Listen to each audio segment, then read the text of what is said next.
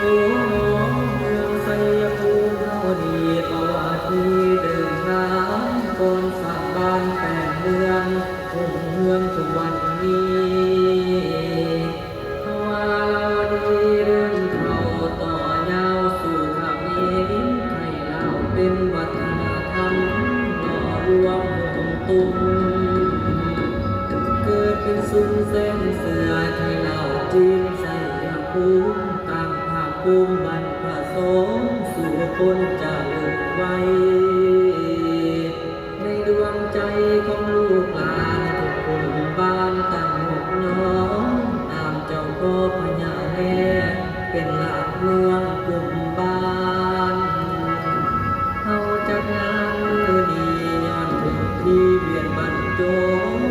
สาวชัยภูมิจำยอนกเศษงานบรรเลงกลองสวองงามเมืองบานประกาศนามหนุ่มเจ้าของพญาแลผู้เป็นนอเมืองชัยภูมิจังสุวนสุวรรณใดสำราญนา